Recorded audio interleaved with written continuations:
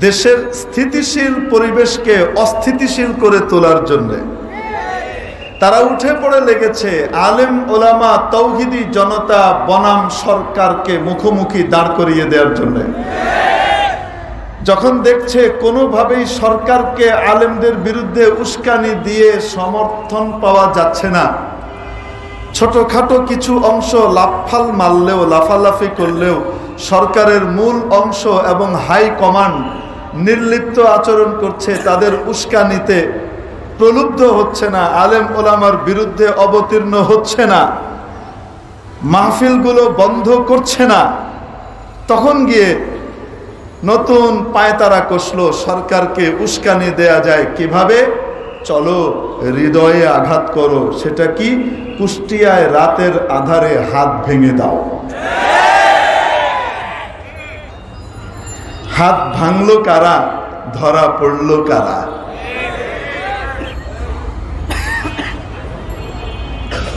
নাটক একটা মঞ্চস্থ করলো এই বামরামপন্থীরা। মনে রাখবেন, সরকার না, কারা? বামরামপন্থীরা একটা নাটক তৈরি করলো, কিন্তু আফসোস নাটকটা বড় কাঁচা হয়ে গেছে।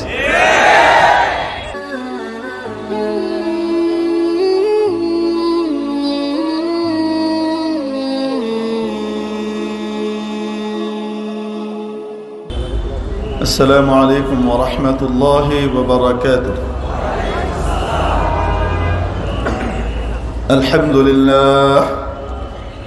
الحمد لله نحمده ونستعينه ونستغفره ونؤمن به ونتوكل عليه ونعوذ بالله من شرور أنفسنا ومن سيئات أعمالنا من يهده الله فلا مضل له ومن يضلل فلا هادي له ونشهد أن لا إله إلا الله وحده لا شريك له ونشهد أن سيدنا وسندنا ومولانا محمدا عبده ورسوله. أما بعد فأعوذ بالله من الشيطان الرجيم. بسم الله الرحمن الرحيم. والضحى والليل إذا سجى ما ودعك ربك وما قلى وللآخرة خير لك من الأولى ولسوف يعطيك ربك فترضى. صدق الله مولانا العظيم. ঐতিহ্যবাহী আল মাদানী ফাউন্ডেশন বাংলাদেশ মুগদা ঢাকা কর্তৃক আয়োজিত আজকের এই ঐতিহাসিক সিরাতুন নবী মাহফিলের সমাপনী দিবসের সর্বশেষ অধিবেশনের সম্মানিত সভাপতি মহোদয়, উম্মতের মাথার মুকুট, জাতির স্পন্দন, সর্বজন শ্রদ্ধেয় হাদারাতে উলামায়ে কেরাম, ভবিষ্যৎ ওয়ারাসাতুল আম্বিয়া, আজিজ তালাবা, সর্বস্তরের ধর্মপ্রাণ ধর্মভীরু তাওহীদি জনতা, সম্মানিত সুধী, পর্দার আড়ালের পরম শ্রদ্ধেয়া মা ও বোনেরা, আমি আপনাদের সামনে মহাগ্রন্থ আল কোরআনুল কারীমের ৩০০ পারার অন্যতম পরিচিত সূরা, যে সূরাটি আমাদের সকলের কাছেই পরিচিত সুবিদিত সূরাতুদ দুহার প্রথম কয়েকখানি আয়াত তেলাওয়াত করেছি।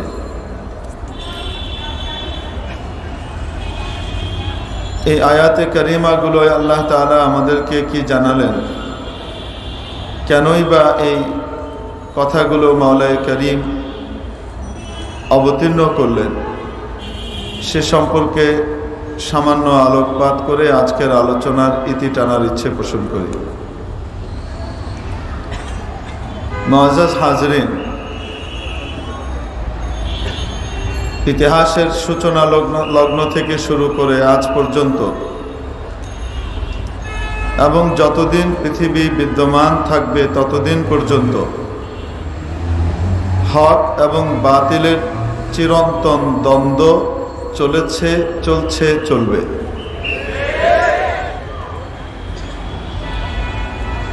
আগেও বাতিল এসেছে এবং হক এসে বাতিলের সমস্ত ষড়যন্ত্রকে নস্যাৎ করে দিয়েছে। বাতিল অন্ধকারের পৃথিবী সৃষ্টি করার চেষ্টা করেছে, হক তার আলো দিয়ে সমস্ত অন্ধকারকে দূর করে গোটা ধরিত্রীকে আলোয় উদ্ভাসিত করে দিয়েছে। পৃথিবীতে মানুষ আগমনের আগ থেকেই এই হক এবং বাতিলের লড়াই চলছে। আমাদের আব্বাজান যখন জান্নাতে বসবাস করছেন, যেখানে কেউ কারো শত্রু হয় না, সেখানেও মিস্টার ইবলিস শত্রুতার ঘোষণা দিয়ে নিজ থেকে ঠ্যাং বাঁধিয়ে লড়াই করার জন্য আহ্বান জানিয়েছে, নাকি জানায়নি? জানিয়েছে। এবং সে চ্যালেঞ্জ করেছে, আদমকে শান্তিতে থাকতে দেবে না, আদম সন্তানদেরকে আল্লাহ তাআলার রিওয়ার্ড প্রাপ্ত, পুরস্কার প্রাপ্ত হতে দেবে না। এবং বলেছে, থুম্মা লাআকউদান্নাহুম মিন বাইনি আইদিহিম থুম্মা লাআতিয়ান্নাহুম মিন বাইনি আইদিহিম ওয়া মিন খালফিহিম ওয়া আন আইমানিহিম ওয়া আন শামাইলিহিম ওয়া লা তাজিদু আকতারাহুম শাকিরিন فبما أغويتني لأقعدن لهم صراطك المستقيم। নিজের দোষে সে অপরাধী হওয়ার পর সে তার নিজের দোষের দায়ভার চাপিয়ে দিচ্ছে অন্যের ঘাড়ে, যেটাকে আমরা বলি উদর পিণ্ডি, বুধর ঘাড়ে চাপানো। আল্লাহ তাআলা সবাইকে সেজদা করতে বললেন, সবাই সেজদা করলো ইল্লা বড় মিয়া, ইল্লা ইবলিস। নোয়াখালীত কয় বড় মিয়া, ইল্লা ইবলিস। মিস্টার ইবলিস সেজদা করলো না। আল্লাহ তাআলা তাকে জিজ্ঞেস করলেন, মা মানাআকা আন তাসজুদা ইয আমারতুক, আমি আদেশ করেছি, আহকামুল হাকিমিন, আরশের অধিপতি, গোটা আসমান জমিনের মালিক, আমি আদেশ করার পরেও তুই সেজদা করলি না, তোকে এই সেজদা করা থেকে বাধা দিল কে? সে বলছে, আমার লজিক, আমার যুক্তি। আপনি এটা অযৌক্তিক অর্ডার করেছেন, এটা মানতে পারি না। আপনি অযৌক্তিক ভাবে মূর্তি আর ভাস্কর্যকে এক করে দিলে তো হবে না। আপনার যুক্তিতে চলবে না, আমার যুক্তি মানতে হবে। আপনার আদেশটা আমার যুক্তির আওতায় আসতে হবে, নতুবা মানতে পারবো না। সরি। কে বলছে? ইবলিস। মা মানাআকা আন তাসজুদা ইয আমারতুক ক্বালা আনা খায়রুম মিন, আমি ওর চেয়ে ভালো। মোল্লারা আমাদের ধারে কাছেও আসতে পারবে না। মোল্লারা কাঠ মোল্লা, আমরা তাদের চেয়ে কত বড় জ্ঞানী। আনা খায়রুম মিন, আমি ওর চেয়ে ভালো। ইবলিসের ধ্বংসের কারণ হলো অহংকার। সত্যিকারের জ্ঞানীর সামনে সে নিজেকে সমর্পণ না করে নিজেকে সত্যিকারের জ্ঞানীর চেয়েও মহাজ্ঞানী মনে করা, এটাই হলো মুরগি কবির এবং শয়তানের ধ্বংসের কারণ। লাআকউদান্না লাহুম সিরাতাকাল মুস্তাকিম, আমি ওর চেয়ে ভালো হওয়ার পরেও আপনি আমাকে আদেশ করলেন উত্তম অধমকে সেজদা করবে। ইটস কোয়াইট ইম্পসিবল, এটা হতে পারে না। অধম উত্তমকে সেজদা করতে পারে, উত্তম অধমকে কিভাবে সেজদা করে? How it possible? ইবলিস মিয়া ওখানে বলতে পারলে এরকম করে চিবিয়ে চিবিয়ে বলতো, কিভাবে সম্ভব যে আমি ওকে সেজদা করব? ওকে বানিয়েছেন মাটি থেকে, আমাকে বানিয়েছেন আগুন দিয়ে। মাটির স্বভাব হলো উপরে মারলেও নিচে আসে, মাধ্যাকর্ষণ শক্তির কারণে মাটির স্বভাব কি? উপরে মারলে কোথায় আসে? নিচে আসে। আর আগুনের স্বভাব, আমাকে আগুন দিয়ে বানিয়েছেন, আমি আগুনের তৈরি, আগুনের স্বভাব নিচে জ্বালালেও তা তো উপরের দিকে যায়। অতএব যেটা উপরে যায় সেটা উত্তম, যেটা নিচে আসে সেটা অধম। উত্তম অধমকে সেজদা করতে পারে না। মিস্টার ইবলিসের এই যুক্তি বাহ্যিকভাবে মনে হয় যেন কত ঠিক, আসলে আল্লাহর আদেশ যেদিকে থাকে সেটাই সর্বাধিক যুক্তিযুক্ত হয়। অনেক সময় কপাল পোড়াদের মাথায় তা ঢুকে না। আল্লাহ তাআলা কোনো বিষয়ে যদি নিষেধাজ্ঞা আরোপ করেন সেটাই সর্বাধিক যুক্তিযুক্ত, সঠিক যুক্তি সংশ্লিষ্ট হয়, যুক্তি সম্পন্ন হয়। এই যুক্তি অনেক সময় স্থূল মেধার অধিকারী এবং অন্ধ মানুষের চোখে ধরা পড়ে না। হযরত হাফেজ আল্লামা ইবনুল আরবী রাহমাতুল্লাহি আলাইহি ইবলিসের এই যুক্তিটাকে 15টা যুক্তি দিয়ে খণ্ডন করেছেন। কয়টা যুক্তি? 15টা যুক্তি। যে উপরে থাকলে উত্তম আর নিচে থাকলে অধম, মাটির চেয়ে আগুন উত্তম, এই কথাটাকে উনি খণ্ডন করেছেন 15টা যুক্তি দিয়ে, এবং যুক্তি দিয়ে বুঝিয়েছেন আগুনের চেয়ে মাটি 15 কারণে উত্তম। এখানে যদি এই আলোচনায় চলে যাই তাহলে আমার মূল আলোচনা হারিয়ে যাবে, এজন্য এটা বাদ। তবে কৌতূহল আছে যেহেতু আপনাদের একটা উদাহরণ দিই।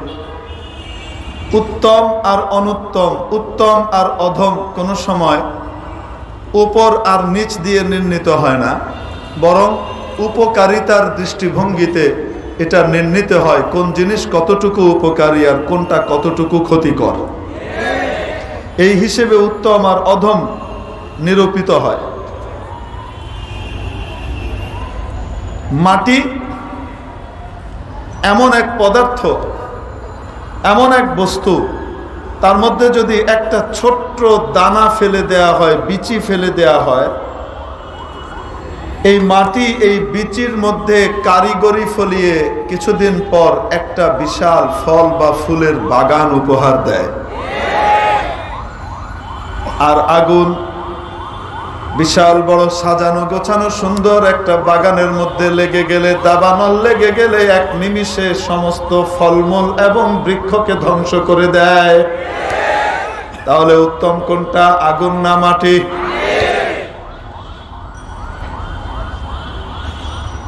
তো শয়তান মিয়া চ্যালেঞ্জ জানিয়েছে, আমি ওদের সামনে থেকে আসব, পেছন থেকে আসব,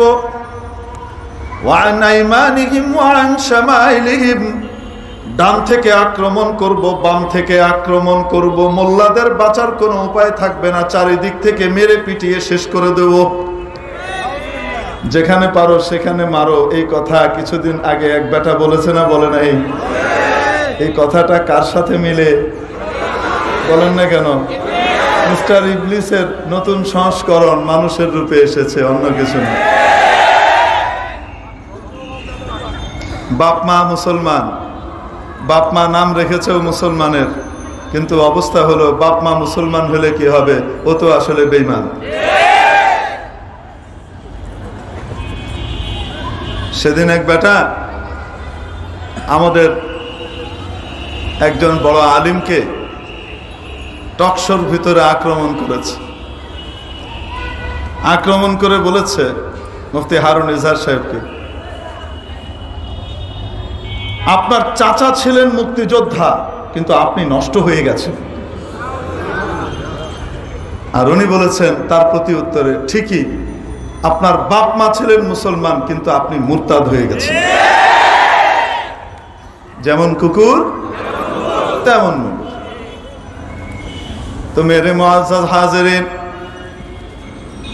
এজন্য বলছিলাম চারিদিক থেকে আক্রমণ করে মোল্লাদেরকে শেষ করে দেব, ধ্বংস করে দেব, এই রকম ঘোষণা ছিল মিস্টার ইবলিসের। থুম্মা লাআতিয়ান্নাহুম মিন বাইনি আইদিহিম ওয়া মিন খালফিহিম ওয়া আন আইমানিহিম ওয়া আন শামাইলিহিম, শেষ করে দেব, ওদেরকে জাহান্নামী বানিয়েই ছাড়ব, চেতনার শিরোনাম আর হারামের শিরোনাম দিয়ে শেষ করেই দেব। ওয়ালা তাজিদু আকতারাহুম শাকিরিন। গায়ে পড়ে লড়াই করার জন্য মিস্টার ইবলিস এসেছিল হযরত আদমের সাথে লড়তে, ঠিক কিনা? নাকি হযরত আদম গিয়েছিলেন লড়তে? এজন্য আজও পর্যন্ত হাজারাতে উলামায়ে কেরাম কারোর সাথে গায়ে পড়ে লড়াই করতে চান না। তারা হকের কথাগুলোকে দ্ব্যর্থহীনভাবে সুন্দরভাবে সকলের সামনে উপস্থাপন করে দেন, বলে দেন। কেন?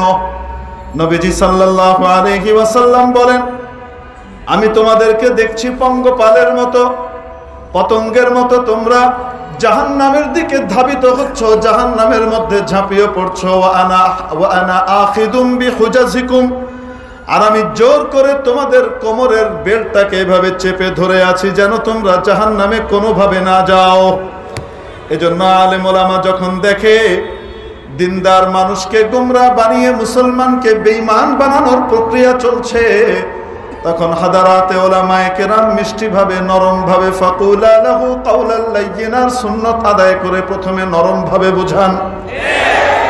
যখন দেখেন নরমভাবে বুঝানোর পরেও কাজ হচ্ছে না, তখন মুখের শক্তি দিয়ে যতটুকু কোলায় অতটুকু যেন কোমর ধরে টেনে ধরতে চান। জাহান্নামী হইও না, বেঈমান হইও না, জান্নাতের পথে চলো, ঠিক কিনা? এজন্য 8 মাস আগে আমরা স্মারকলিপি দিয়েছি মাননীয় প্রধানমন্ত্রীর বরাবর। কয় মাস আগে? 8 মাস আগে। 8 মাস আগে স্মারকলিপি দিয়েছি, অত্যন্ত দাওয়াতি ভাষায়, নরম ভাষায় দাওয়াতি কথা বলে সেখানে পৌঁছানোর চেষ্টা করেছি যে অন্যায়টি করা হচ্ছে হয়তো আপনার গোচরে নাই, এই অন্যায়ের কারণে গোটা দেশের জন্য আযাবের ফয়সালা হতেও পারে, আপনার মহামান্য বাবার শান্তি নষ্ট হতেও পারে। তার জন্য শান্তিপূর্ণ সুন্দর জিনিস করুন, যার কারণে তার কবরে রহমত আর বরকতের জোয়ার বইবে। এরকম সুন্দর দাওয়াতি জিনিস পাঠানো হয়েছে, কিন্তু আফসোসের সাথে বলতে হয় আমার ধারণা এই লিপি ওনার খেদমত পর্যন্ত পৌঁছানোই হয় নাই, মাঝখানের দালালরা পৌঁছতে দেয় নাই। এরপরে আলেম ওলামা নরমভাবে আস্তে আস্তে গরমভাবে বলা শুরু করলেন, বোঝাতে পারি নাই। আলহামদুলিল্লাহ এখন মাননীয় প্রধানমন্ত্রীর দৃষ্টিগোচর হয়েছে বিষয়টি এবং উনি নিজে দেখভাল করছেন। আশা করি সুন্দর একটা সমাধান আমরা অচিরেই দেখতে পাবো, ঠিক ঠিক না? আমরা আশাবাদী। মেরে মুহতারাম দোস্ত আজিজ ও বুজুর্গ ওলামায়ে কেরাম যখন সুন্দরভাবে এই জিনিসটা বোঝানোর চেষ্টা করলেন, তখন কেউ কেউ পথের মধ্যে নেমে যারা দেশের শত্রু, জাতির শত্রু, দেশকে অস্থিতিশীল করতে চায়, সরকারের সাথে আলেম ওলামা, দেশের সত্যিকারের 92% মানুষের হৃদয়ের স্পন্দন যে আলেম সমাজ, তাদের সাথে বৈরিতা আর দূরত্ব তৈরি করতে চায়, মুখোমুখি দাঁড় করিয়ে দিতে চায়, সরকারের ভাবমূর্তি যারা নষ্ট করতে চায়, তারা গায়ে পড়ে লড়াই করার জন্য ইবলিসি প্রেতাত্মা হয়ে অবতীর্ণ হলো, ঠিক কিনা? ইনশাআল্লাহ এই চক্রান্তকারীদের চক্রান্ত নস্যাৎ হয়ে যাবে। আসতে বলে ইনশাআল্লাহ।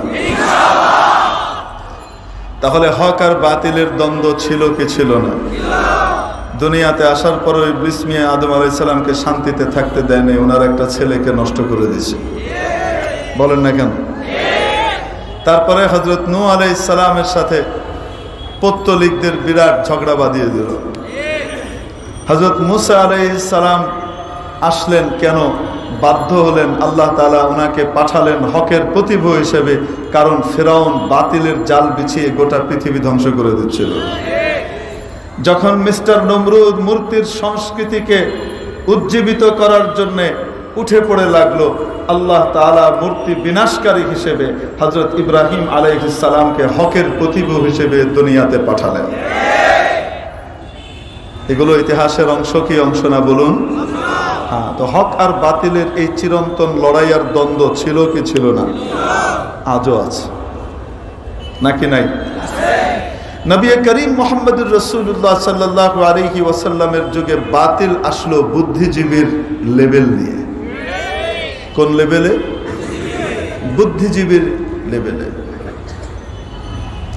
মিস্টার আবু জেহেল তাদের মহান নেতা, তাদের, এবং মিস্টার আবু জেহেলের উপাধি ছিল আবুল হিকাম। তার নাম ছিল আসলে আমর ইবনে হিশাম। কি নাম? আবু জেহেলের ভাই হারিস ইবনে হিশাম বিখ্যাত সাহাবী এবং রসুলের হাদিসের রাবী। ভাইয়ের কপালে হেদায়েত জুটেছে, বড় বুদ্ধিজীবীর কপালে হেদায়েত জুটে নাই।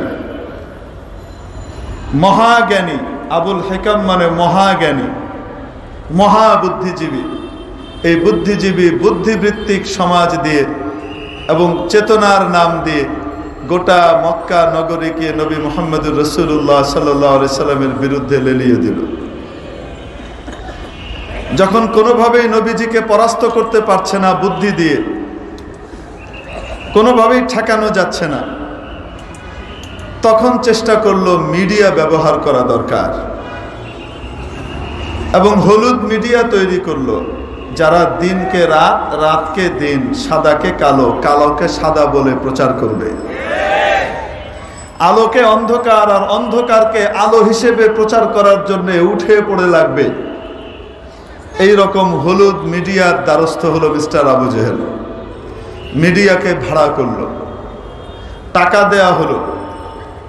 ওকাজের মেলায় যখন নবীজি মানুষকে দিনের দিকে ডাকবেন, হজের মৌসুমে যখন নবীজি মানুষকে হেদায়েতের প্রতি আহ্বান করবেন, এরা লাগিয়ে দিল। এরা বলতে লাগলো, লোকটা একটা পাগল, পাগলের কথা শোনো না তোমরা, এটা পাগল। That's absolutely a mad, এটা পাগল, এর কথা শুনো না। কিছু মানুষ তাদের কথায় বিভ্রান্ত হয়ে গেল, পাগলের কথা শুনবে না। কিছু মানুষ কৌতূহলী হয়ে চিন্তা করলো যে পাগল বলছে, দেখে শুনে তো পাগল মনে হয় না, আচরণ তো অত্যন্ত ভদ্র এবং মার্জিত, এরকম মার্জিত মানুষ তো পাগল হতে পারে না। এজন্য যখন কাছে আসলো, কথা শুনে মুগ্ধ হয়ে গেল, ঈমান কবুল করে ফেলল। এখন নতুন তকমা দেয়া হলো। দেখা গেল যারা কাছে আসছে তারাই মুগ্ধ হয়ে যাচ্ছে ওনার কথা এবং আচার ব্যবহারে, তারা তার জন্য ফিদা হচ্ছে, কোরবান হয়ে যাচ্ছে। তখন গিয়ে নতুন তকমা দেওয়া হলো, এ তো একটা জাদুকর, বাক চাতুর্য দিয়ে কথার জাদুতে ভুলিয়ে মানুষকে বিভ্রান্ত করছে। ইন্নাহু লাসাহিরুম মাজনুন, বলতে লাগলো এ হলো একটা জাদুকর, এটা পাগল, পাগলের কথা, জাদুকরের কথা শুনো না। কিছু মানুষ তাদের এই প্রোপাগান্ডাতে কি হয়ে গেল, বিভ্রান্ত হয়ে গেল। আজও সেই ধরনের আবু জেহেলের তৈরি করা ওই হলুদ মিডিয়ার প্রেতাত্মারা আছে না নাই? সব মিডিয়াই হলুদ না, কিছু মিডিয়া হলুদ। তারা উঠে পড়ে লেগেছে দেশের স্থিতিশীল পরিবেশকে অস্থিতিশীল করে তোলার জন্য। তারা উঠে পড়ে লেগেছে আলেম ওলামা তৌহিদি জনতা বনাম সরকারকে মুখোমুখি দাঁড় করিয়ে দেওয়ার জন্য। যখন দেখছে কোনোভাবেই সরকারকে আলেমদের বিরুদ্ধে উস্কানি দিয়ে সমর্থন পাওয়া যাচ্ছে না, ছোটখাটো কিছু অংশ লাফাল মারলেও, লাফালাফি করলেও সরকারের মূল অংশ এবং হাই কমান্ড নির্লিপ্ত আচরণ করছে, তাদের উস্কানিতে প্রলুব্ধ হচ্ছে না, আলেম ওলামার বিরুদ্ধে অবতীর্ণ হচ্ছে না, মাহফিলগুলো বন্ধ করছে না, তখন গিয়ে নতুন পায়তারা কষলো সরকারকে উস্কানি দেয়া যায় কিভাবে। চলো হৃদয়ে আঘাত করো, সেটা কি? কুষ্টিয়ায় রাতের আধারে হাত ভেঙে দাও। হাত ভাঙলো কারা, ধরা পড়লো কারা?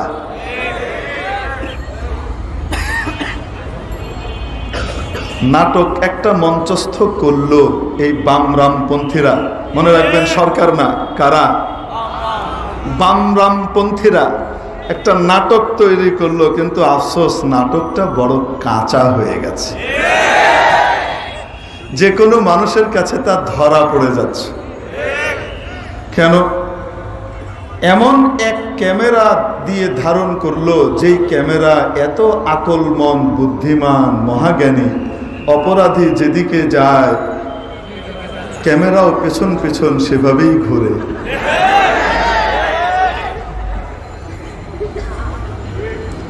কেউ বলতে পারে, হুজুর এমন কিছু ক্যামেরা আছে, মুভমেন্ট হিসেবে সে কি করবে? নড়াচড়া করবে। তাহলে ওই যে পাশ দিয়ে যে গাড়ি আর ছোট টেম্পো যায়, সেখানে সেই মুভমেন্টে নড়ে চড়ে না কেন? এই ধরনের ক্যামেরা আছে, সেন্সিটিভ হাই রেঞ্জের ক্যামেরা এরকম আছে, কিন্তু সেগুলো বাসা বাড়িতে, বিশেষ অফিস আদালতে লাগানো হয়, রাস্তাঘাটে না। নাম্বার 2, আপনারা দেখেছেন যেই দুইজনকে দিয়ে নাটক করানো হলো, হেঁটে গিয়ে উপরে উঠে দেখানো হলো, তার 2 দিন পরেই অপরাধী দুইজনকে হাজির করা হলো মঞ্চে। দেখেছেন? যেই দুইজনকে ক্যামেরায় দেখা গেল, তারা কি মোটা না চিকন? হালকা পাতলা, দুর্বল। আর মুখে দাড়ি, বলেন না কেন? দেখা গেল অল্প বয়সী, হ্যাংলা পাতলা দুইজন, যাদের দাড়ি টাড়ি নাই। মাশাআল্লাহ, এই অপরাধীরা 2 দিন পরে ধরা পড়ে সামনে আসলো সাংবাদিকদের সামনে। একদিনে তারা 1 বিগত করে মোটা হয়ে গেছে, মুখে দাড়িও গজিয়ে গেছে। সুবহানাল্লাহ বলুন না? কি কারিশমা!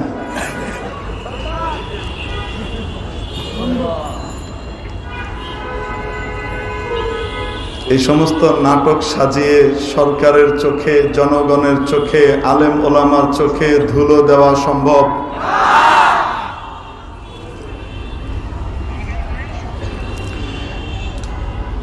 আসলে কি জানেন, বাতিল যখন মিথ্যার আশ্রয় নিয়ে হকপন্থীদেরকে দমানোর চেষ্টা করে, তখন অতি বুদ্ধিমান হওয়া সত্ত্বেও অবচেতনভাবে তারা এমন কিছু ভুল করে, যেই ভুল স্বাভাবিকভাবে তাদের কাছ থেকে প্রকাশ পাওয়া সম্ভব না।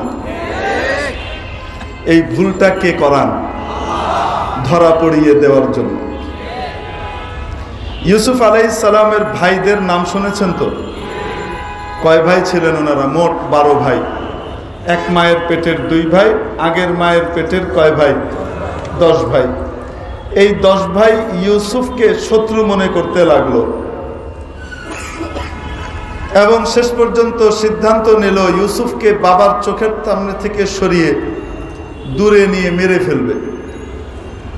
যখন মেরে ফেলতে উদ্যত হলো, তাদের মধ্যে এক ভাই ভালো মানুষ ছিলেন, তো উনি বললেন, মারার দরকার নাই, মেরে ফেললে লাভ কি? আব্বার কাছ থেকেই তো দূরে সরানোর উদ্দেশ্য, চলো একটা কুয়ায় ফেলে দিই, রাস্তার পাশের কোনো কুয়ায়, পথিকরা আসবে, কুয়া থেকে উঠিয়ে নিয়ে চলে যাবে যেদিকে যাবে। আব্বার সামনে থেকে তো দূরে সরে গেল, মেরে ফেলার দরকার নেই। কারণ যদি বলতো যে কিছু করো না, তাহলে ওকেও মেরে ফেলত। এজন্য এটাকে ডাইভার্ট করে দিয়েছে। যাই হোক, কুয়ায় ফেলে দেওয়া হলো। তো বাবার কাছ থেকে নিয়ে যাওয়ার সময় কি বলে নিল?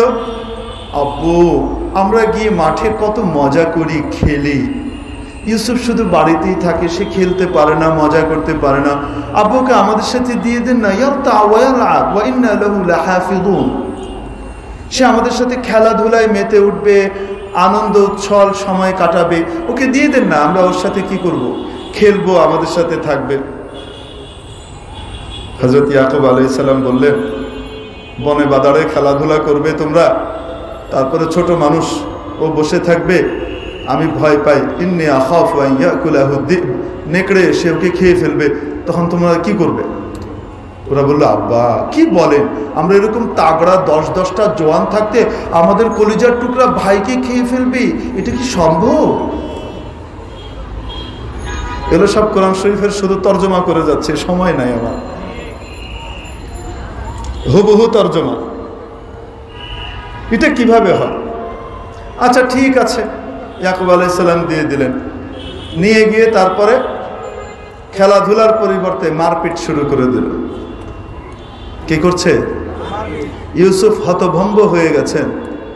আপন ভাই, আমার ভাই, বাপের ভাই, বাপের শরীক ভাই, আমার সাথে আচরণ করছে, আব্বার সামনে কি করে আসলো আর এখানে কি করছে? ধরে কুয়ায় ফেলে দিল। ইউসুফ আলাইহিস সালামের ভাইরা কুয়ায় ফেলার আগে তারা একটা নাটক রচনা করার সিদ্ধান্ত নিল। একটা নাটক রচনা করলো, বাস্তবায়ন করবে, অভিনয় করবে সন্ধ্যাবেলায় বাপের কাছে গিয়ে। এই নাটক মঞ্চস্থ হবে কখন? এখান থেকে ফিরে রাতের বেলায়। কিন্তু নাটকের স্ক্রিপ্ট তৈরি হয়ে গেছে। স্ক্রিপ্ট কি তৈরি হয়েছে? সেটা হলো বাপকে যে বলবে, আব্বা আপনি ঠিকই বলেছেন, ইউসুফকে পাগা খেয়ে ফেলেছে, আপনি ঠিকই বলেছেন, ইউসুফকে তো নেকড়ে খেয়ে ফেলেছে। আর এই যে দেখেন ওর রক্ত মাখা জামা, এই যে দেখেন ওর কি রক্ত মাখা জামা, এটা কি আসল রক্ত না নকল রক্ত? হককে দমন করার জন্য, ইউসুফকে দমন করার জন্য, শেষ করার জন্য যে নাটক মঞ্চস্থ করলো, সেই নাটকের মধ্যে তারা ভয়ঙ্কর একটা ভুল করে ফেললো, যেটা তারা স্বাভাবিকভাবে কোনোদিন করার কথা না। কিন্তু এই ভুলটা হয়েছে কেন? কে করিয়েছেন? এরা কি পরিমাণ বুদ্ধিমান ছিল হযরত ইউসুফ আলাইহিস সালামের। ইউসুফ আলাইহিস সালামের এই 10 ভাই কি পরিমাণ বড় বুদ্ধিমান ছিল কল্পনাও করতে পারবেন না। এদের অনুমান শক্তি কি পরিমাণ প্রখর এবং তেজি ছিল, বলবো? হ্যাঁ, এক লোকের গরু হারিয়েছে। কি হারিয়েছে? গরু হারিয়েছে। একটা গাভীন গরু হারিয়ে গেছে। হারিয়ে গেছে মানে চুরি হয়ে গেছে। এখন ও বেটা চোর খুঁজে বেড়াচ্ছে। কি খুঁজে বেড়াচ্ছে? এদিক ওদিক খুঁজে বেড়াচ্ছে চোর, চোর পায় না। ইউসুফ আলাইহিস সালামের ভাইরা ওই রাস্তা দিয়ে হেঁটে যাচ্ছে, যেই পথ দিয়ে গরুটাকে চোর টেনে নিয়ে গেছে, সেই পথ দিয়ে ইউসুফ আলাইহিস সালামের ভাইরা কি করছে? হেঁটে যাচ্ছে। তো হেঁটে যেতে যেতে একজন বলছে, এখান দিয়ে একটা 8-9 মাসের গাভীন গরু গিয়েছে। কি গিয়েছে? একটা গরু গিয়েছে। আরেকজন বলছে, এবং ওটা একটা গাভী। আরেকজন বলছে যে 8-9 মাসের গাভীন। আরেকজন বলছে একটা চোখ কানা, চোখে দেখে না, একটা চোখে দেখে, আরেক চোখে দেখে না, একটা চোখ কানা। যে গাভীটা চুরি হয়েছে এই গাভীটা আসলেই এরকম ছিল। এখন এই গাভীর মালিক চিন্তা করতেছে, পাইছি চোর, এরাই তো চুরি করেছে, না হলে গাভীর এরকম পরিষ্কার বিবরণ দেয় কিভাবে যে এই রাস্তা দিয়ে গিয়েছে। রাজার কাছে তাদের ব্যাপারে নালিশ করেছে। রাজা তাদেরকে ডাকার পরে, অপরাধী, তোমরা চুরি করেছ?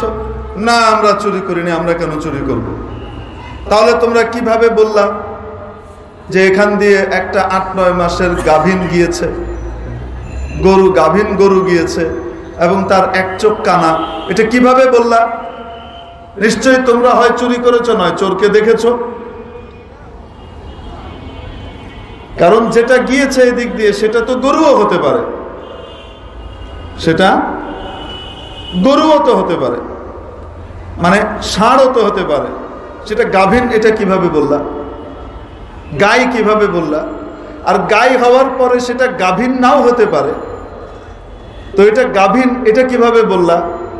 তারপরে চোখ একটা নাই, সেটা কিভাবে বললা যদি গরুটা তোমরা না দেখে থাকো? তাহলে এরা বলছে অনুমানের উপর বলেছে। কিসের উপর ভিত্তি করে বলেছে? হিসাব কিতাব করে অনুমানের উপর ভিত্তি করে বলেছে। তো বাদশাহ বলছেন এই ঘটনাটা আরেকটু লম্বা, আমি পুরাটুকু বলবো না, অর্ধেক বলবো।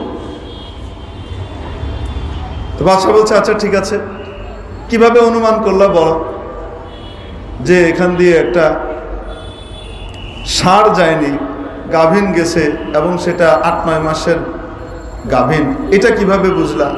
গর্ভবতী। তো বলছে এখান দিয়ে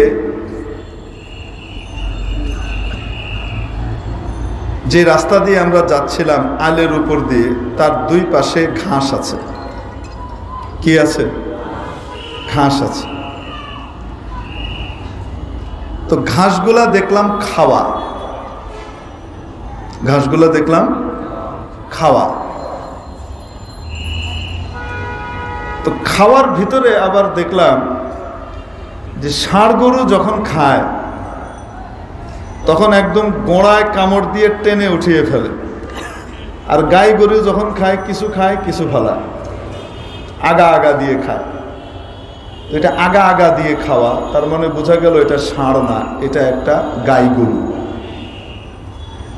আচ্ছা, গাভীন যে এটা কিভাবে বুঝলা? কারণ এখানে তার পদচিহ্ন আছে, তারা বলছে। তো দেখি 4 পায়ের ভিতরে সামনের 2 পায়ের ছাপ যেখানে পড়েছে ওইটা হালকা গভীর, আর পিছনের 2 পায়ের ছাপ যেখানে পড়েছে সেটা তুলনামূলকভাবে বেশি গভীর। তার মানে বোঝা গেল পেছনের দিকে তার ওজন অতিরিক্ত সে বইছে।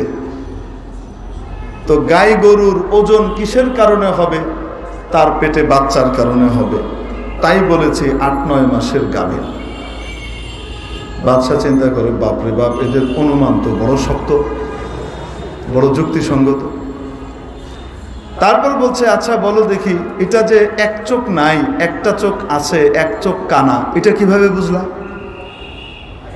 বলছে এভাবে বুঝেছি যে 2 পাশেই ঘাস আছে, খাওয়া শুধু এক পাশের ঘাস, আরেক পাশের ঘাস ঠিক যেমন ছিল তেমন আছে।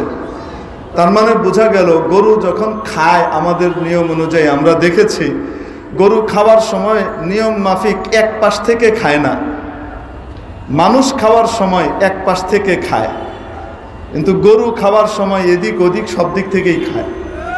অথচ এই গরু দেখা যায় এক পাশ থেকে খেয়েছে, আরেক পাশ থেকে খায় নাই। তার মানে হলো এক চোখ অন্ধ, যেই চোখটা অন্ধ সেদিকে সে দেখেই নাই, তাই খায় নাই, যেই পাশ দিয়ে দেখেছে ওই পাশ খেতে খেতে গিয়েছে। এখন বুঝে থাকলে বলেন তো দেখি, ইউসুফ আলাইহিস সালামের ভাইদের যুক্তি এবং বুদ্ধির বিশ্লেষণী প্রখরতা কি পরিমাণ? আমাদের দেশের মুরগি কবির, জাফর টাফর এগুলোর সাথে কোনো তুলনায় আসবে? হ্যাঁ, ইনু নুনু কি আছে এগুলোর সাথে কোনো তুলনায় আসবে? কত বুদ্ধিমান, তারপরেও একটা গ্রেট মিস্টেক করেছে। নাটকের স্ক্রিপ্ট তৈরি করেছে ঠিক, কিন্তু এমন মিস্টেক করেছে যেই মিস্টেক কোনো সময় স্বাভাবিকভাবে তাদের দ্বারা হবার নয়। কেন এই মিস্টেক করিয়ে দিয়েছেন কে? হককে বাঁচানোর জন্য, বাতিলকে ধরা পড়িয়ে দেওয়ার জন্য। মিস্টেকটা কি করেছে? ইউসুফকে যখন ফেলে দিল কুয়ার মধ্যে, তার গা থেকে জামাটা খুলে ফেললো, জামাটা খুলে একটা দুম্বা জবাই করে সেই দুম্বার রক্ত দিয়ে ওই জামাটাকে মাখালো। এই রক্তে রঞ্জিত জামা নিয়ে কানতে কানতে এসেছে কোথায়? وجاءوا أباهم عشاء يبكون আল্লাহ তাআলা বলেন এশার সময় যখন রাত কিছুটা গভীর হয়ে গেছে তখন এসেছে, কাঁদতে কাঁদতে এসেছে। কার কাছে? আব্বার কাছে কাঁদছে। এই কান্নার পানি আসল না নকল? আসতে বলেন। অনেক সময় কি করে জানেন?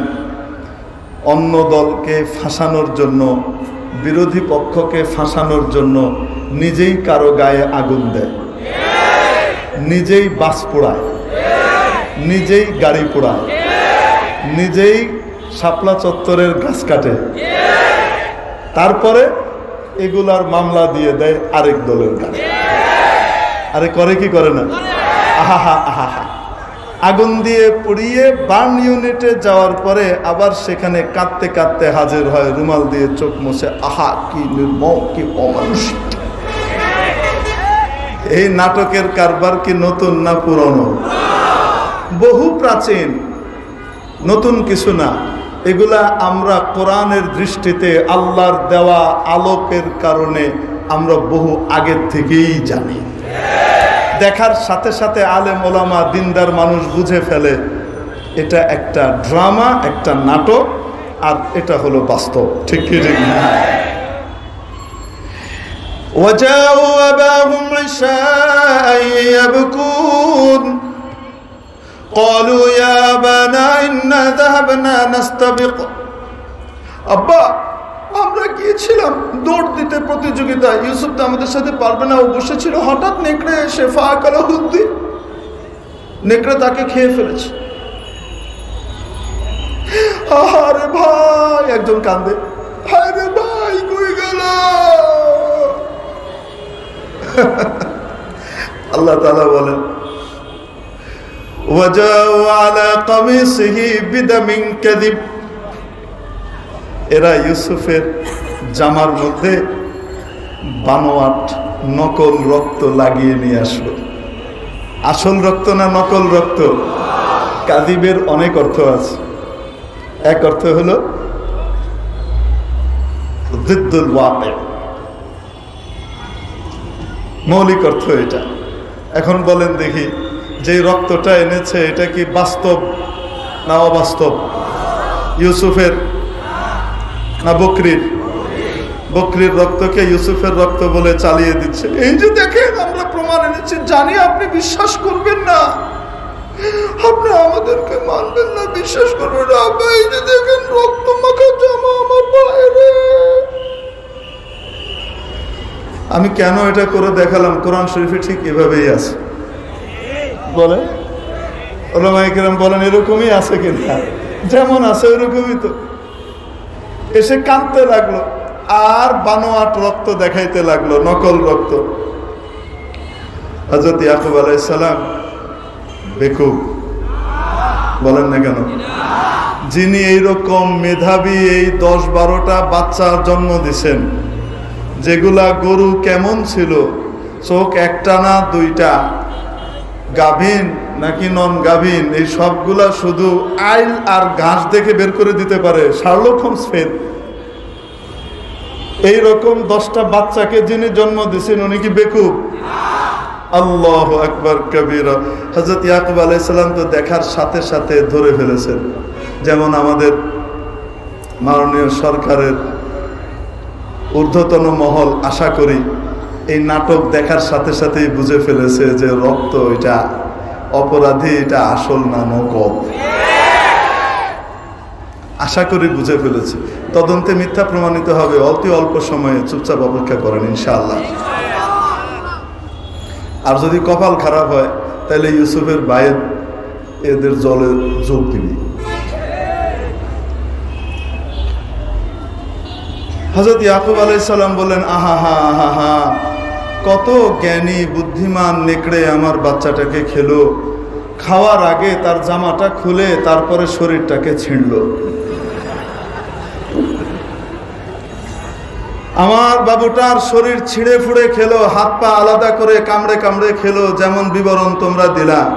কিন্তু নেকড়েটা এত বুদ্ধিমান, খাওয়ার আগে আমার বাচ্চার গা থেকে কাপড়টা খুলেছে, তারপর খেয়েছে। কারণ যে জামাটা নিয়ে আসছো ওটা তো আনা আমার আস্ত, ওটার মধ্যে তো কোনো ছিঁড়ে ফাড়া নাই। এখন বলেন দেখি, এই যে গ্রেট মিস্টেকটা তারা করেছে, এরা কি এই মিস্টেক করার মতো বুদ্ধিমান? কিন্তু এত বড় ভুলটা কেন করলো? কে করিয়েছেন? সর্বময় ক্ষমতার মালিককে। নিজেরাই ভাঙলো বঙ্গবন্ধুর ভাস্কর্যকে, নিজেরাই ভেঙে উদর পিণ্ডি বুধর ঘাড়ে চাপানোর জন্য নাটক মঞ্চস্থ করে সিসিটিভির এক কারবার দেখাইলো। ঘটনা ঘটলো 3 তারিখে, সিসিটিভির ডেট দেখা যায় 5 তারিখে। সুবহানাল্লাহ বলবেন না?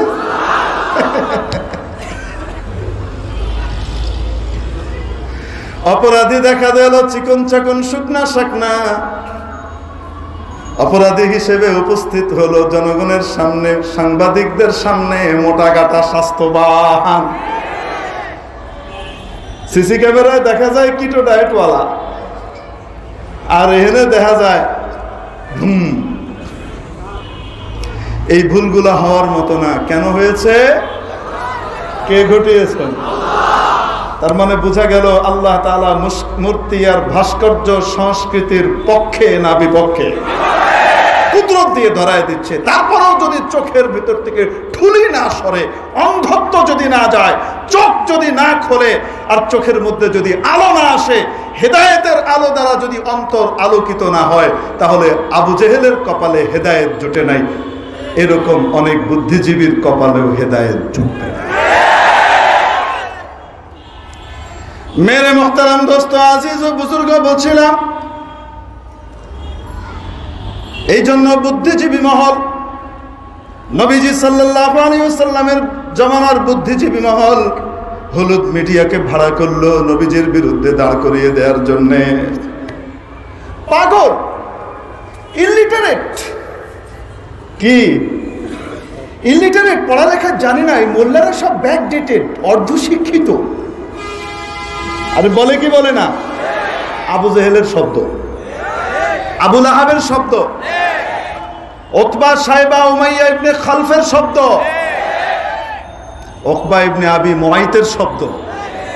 এরা এই সমস্ত ভাষাই বলতো। মুহাম্মদের কাছে আসমান থেকে কিতাব এসেছে, ওর কথা অনুযায়ী আমাদেরকে চলা লাগবে।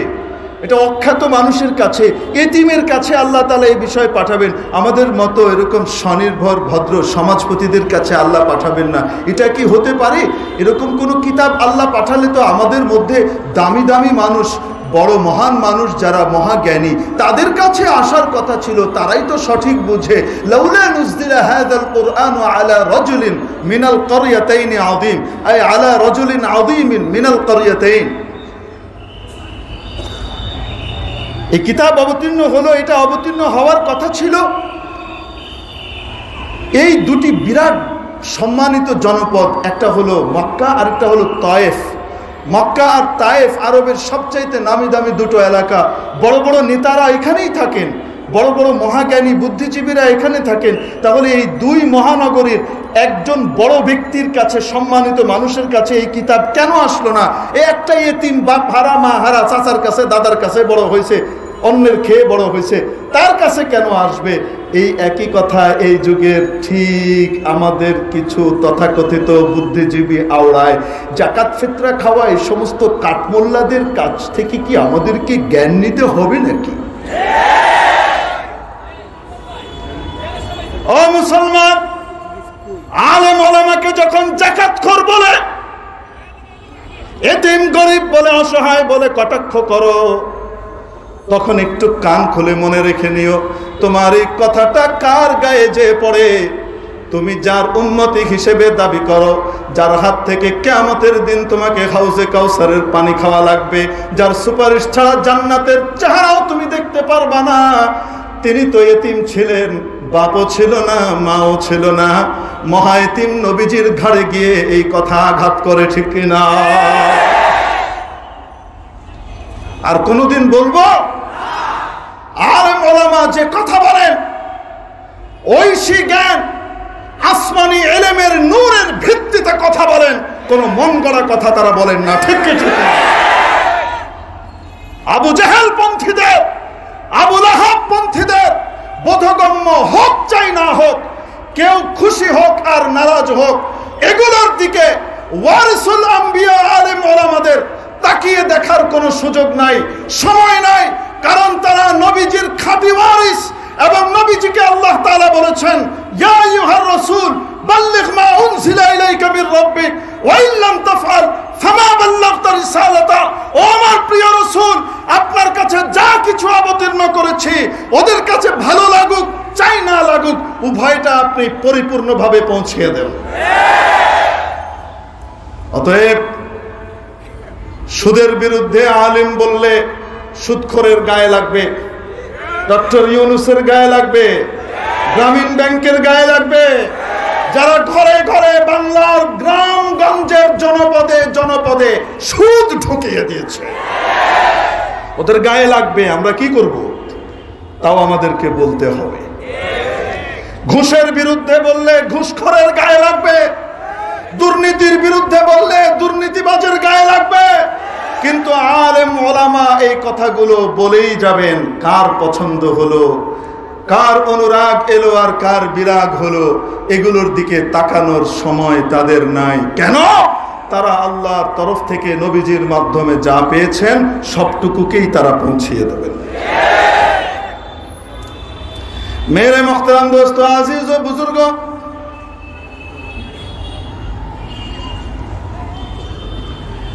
এজন্য বলছিলাম আলেম ওলামা যে কথা বলেন, হতে পারে তারা গরিব ছিলেন, কেউ কেউ অসহায় ছিলেন। অসহায় আর গরিব অবস্থায় যদি কারো যাকাতের টাকা খেয়ে থাকেন, যাকাতের উপযুক্ত ব্যক্তি যাকাতের টাকা নেওয়া তার জন্য হারাম না হালাল? আসতে বল। হালাল মাল খেয়ে বড় হওয়া একজন মানুষের শরীরের মাথা থেকে পা পর্যন্ত রক্ত মাংস সব হালাল। হালালের ফলাফল হলো এই, চারিদিকে যখন মদ গাঁজা এবং মাদকের নেশার সয়লাব চলে, এই হারামের মধ্যে কওমি মাদ্রাসার বাচ্চাদেরকে খুঁজে পাওয়া যায় না। তাদের রক্ত 100% হালাল এবং পরিষ্কার বিশুদ্ধ পাওয়া যায়। ডোপ টেস্টের মধ্যে কোন রকমের নেশাদ্রব্য তাদের রক্তের মধ্যে পাওয়া যায় না, ঠিক কিনা? মাননীয় সরকারের এমপি মোহতারাম জনাব কাজী ফিরোজ রশিদ সাহেবের একটি বক্তব্য আছে, আপনারা শুনেছেন? হ্যাঁ, ফিরোজ রশিদ সাহেবকে টকশোর ভিতরে বহুত চেষ্টা করেছে মাওলানা সাহেবদের বিরুদ্ধে কিছু বলানোর জন্য। বিবেক আছে, বুদ্ধি আছে, বিরুদ্ধে বলেছেন। যখন প্রশ্ন করলো মাদ্রাসার ছাত্ররা কেন রাজনীতি করবে, জায়গা জায়গা কই, সামনে যেভাবে বসে আছে এ তো নড়ার জায়গা নাই। অনেক মানুষ বাইরে দাঁড়িয়ে আছে, আমাদের ভাইরা, আমরা যদি একটু সামনের দিকে এগিয়ে এগিয়ে বসি। প্রিয় উপস্থিতি, এজন্য বলছিলাম আলেম ওলামাকে, তালিবুল ইলমকে যাকাতখোর, এতিম, গরিব বলে, অসহায় বলে কটাক্ষ করা এবং তাদেরকে তুচ্ছ তাচ্ছিল্য করা, এটা আবু জেহেল, আবু লাহাব, উতবা সাহেবার কর্ম, আবু বকর, ওমরের কাজ নয়। প্রিয় উপস্থিতি, বলছিলাম এবার যখন তারা দেখল মুহাম্মদকে কোনোভাবেই দমানো যাচ্ছে না, বুদ্ধিভিত্তিক চেতনার বিকাশ ঘটানোর চেষ্টা করেও, অপচেষ্টা করেও, অন্ধকার এখানে ছড়ানোর চেষ্টা করেও ছড়ানো যায় না। যে কেউ মুহাম্মাদের কাছে যায় সে ব্যক্তি মুহাম্মাদের উপরে ঈমান নিয়ে আসে। এখন তারা নতুন প্রক্রিয়া নিল। বসেন, আপনি দাঁড়িয়ে থাকলে আমার সমস্যা হচ্ছে। 1 ঘন্টা সময় দিয়েছেন, এখানে দিয়েছেন 8টা 8-এ আমাকে বয়ানের জন্য ছাড়ছেন, এখন 6 মিনিট সময় আছে।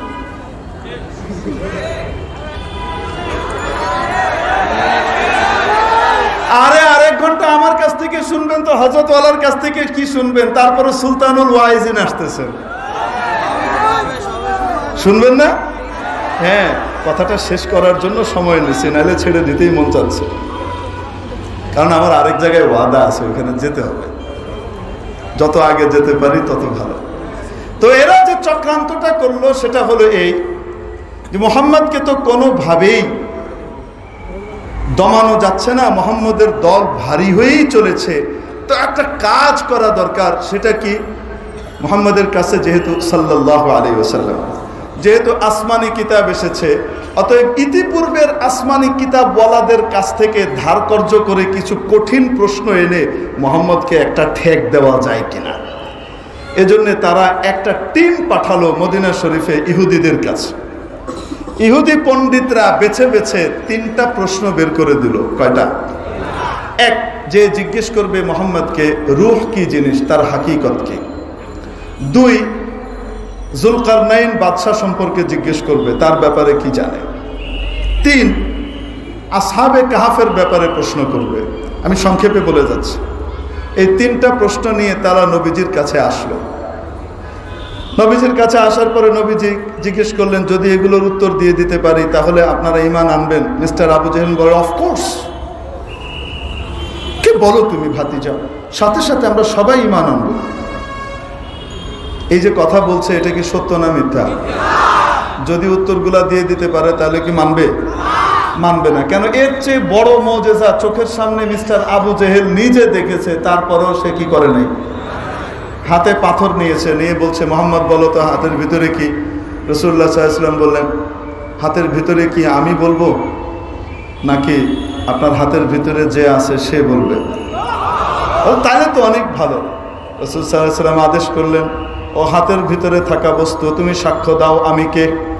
সাথে সাথে আবু জেহেলের হাতের ভেতরে পাথর কথা বলা শুরু করেছে, আশহাদু আল্লা ইলাহা ইল্লাল্লাহ ওয়া আশহাদু আন্না মুহাম্মাদান আবদুহু ওয়া রাসূলুহু।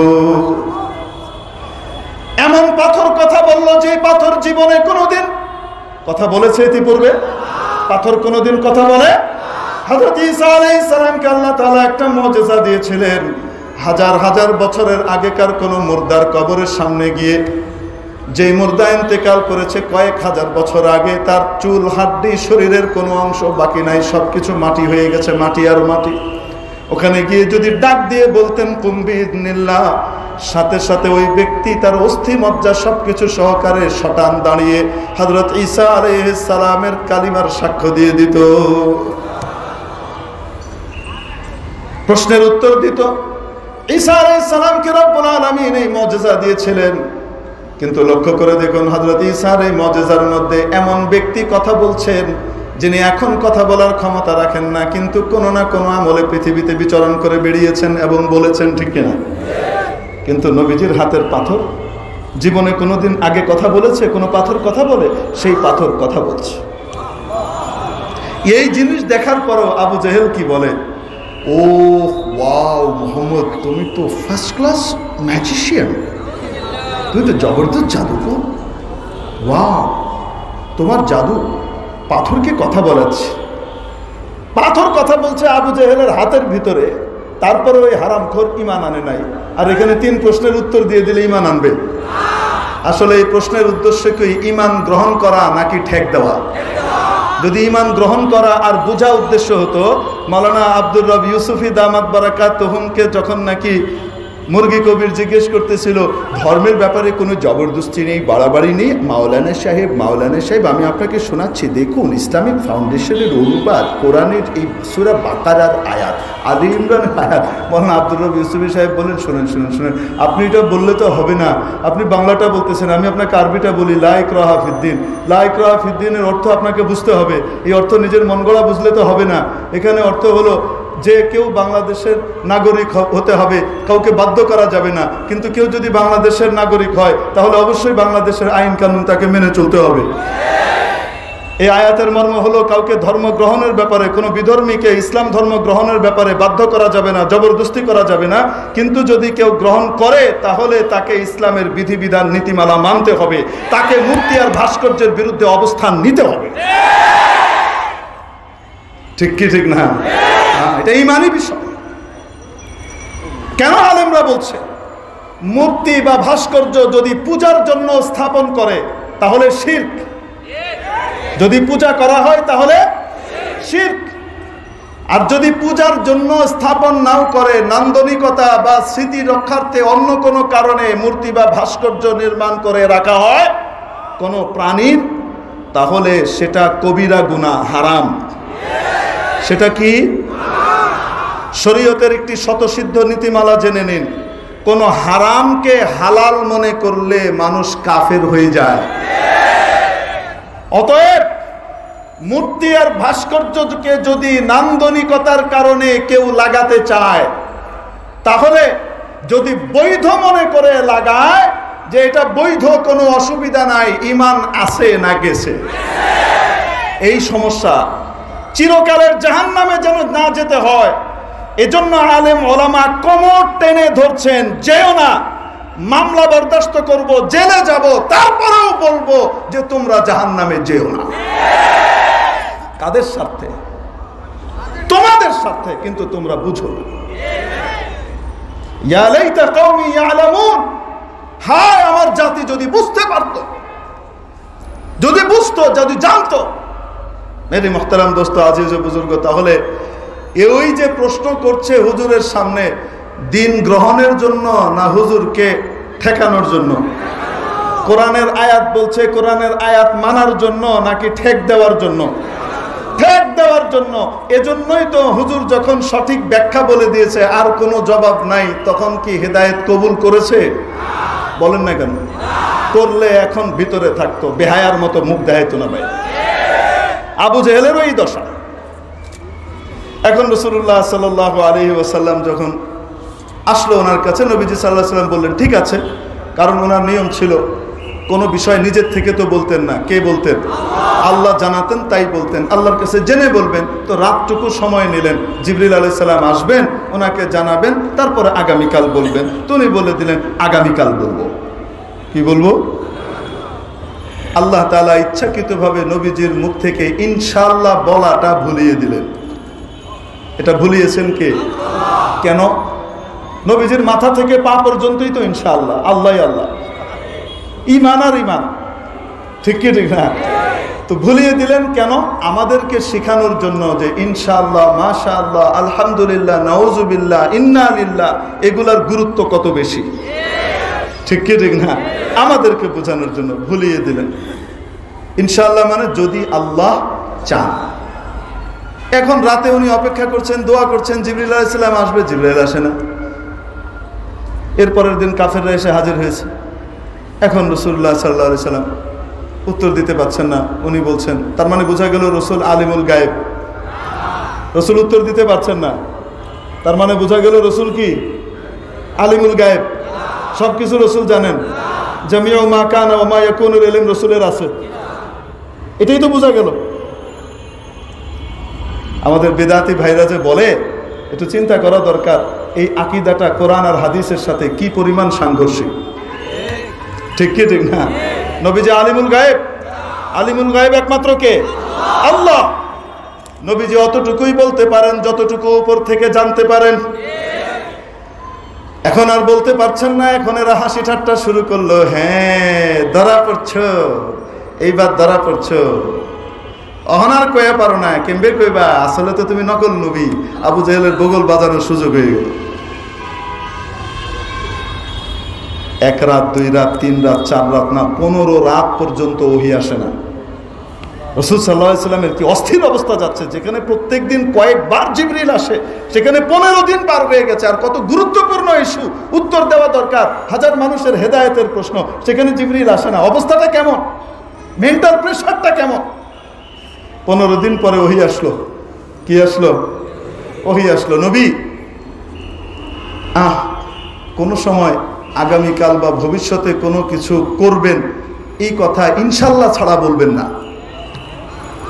কি ছাড়া বলবেন না? উদ্দেশ্য কি নবী না আমরা? তাহলে বাতিল এই বাংলাদেশে জায়গা পাবে না ইনশাআল্লাহ।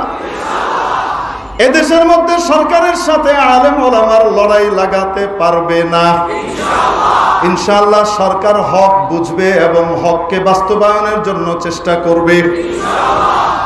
হলুদ মিডিয়া এবং তাদের দাদা বাবু, কাকা বাবুদের সমস্ত ষড়যন্ত্র নস্যাৎ হয়ে যাবে ইনশাআল্লাহ। ইনশাআল্লাহ। তারপরে তো এই সময়ের ভিতরে এক এক কাফের এক এক কথা বলা শুরু করলো। এক কাফের বলতেছে, ওয়াদ্দাআকা রাব্বুকা ইয়া মুহাম্মদ ওয়া ক্বালাক, মুহাম্মদ তোমার রব তোমাকে ছেড়ে দিছে, বিপদের সময় আর উদ্ধার করলো না, তোমাকে পরিত্যাগ করেছে আর তোমার উপরে ক্ষেপে গেছে, কারণ তুমি ইসলামের সঠিক ব্যাখ্যা দাও নাই, তুমি আমাদের মূর্তির বিরুদ্ধে বলো, আর আল্লাহ এটা পছন্দ করে না। ইসলামের সহি ব্যাখ্যা দেওয়া দরকার, তুমি সঠিক ব্যাখ্যাটা দাও নাই, তাই আল্লাহ রাগ করছে, তোমাকে পরিত্যাগ করে দিয়েছে। বুঝতে পেরেছেন? এই হলো তাদের ওয়াজ। আবু লাহাবের স্ত্রী উম্মে জামিল সে এসে বলছে, মা আরাকা ইয়া মুহাম্মদ, এ মুহাম্মদ আমি দেখতে পাচ্ছি তোমার শয়তানটা তোমাকে ছেড়ে চলে গেছে। বলে না নাউজুবিল্লাহ। শয়তান মানে হযরত জিবরিলকে কি বলতেছে? শয়তান, তোমার শয়তানটা তোমাকে ছেড়ে দিয়ে চলে গেছে। তখন আল্লাহ তাবারাকা ওয়া তাআলা এই সূরা নাজিল করলেন রাসূলকে সান্ত্বনা দিয়ে। সূরা তো শুরু করতে পারলাম না, শুধু অতটুকুই বলি। কি নাজিল করলেন? ওয়াদ-দুহা ওয়াল-লাইলি ইযা সাজা, কসম খেয়ে তারপরে বললেন, মা ওয়াদ্দাআকা রাব্বুকা ওয়া মা ক্বালা, নবী আপনার রব আপনাকে পরিত্যাগও করেননি, আপনার উপরে গোসান্বিত রাগান্বিতও হন নাই। আল্লাহ তাআলা আমাদেরকে এই কুচক্রীদের চক্রান্ত থেকে বাঁচার তৌফিক নসিব করেন, গোটা জাতি আর দেশের ঈমান হেফাজতের তৌফিক দান করেন। ওয়া মা আলাইনা ইল্লাল বালাগ।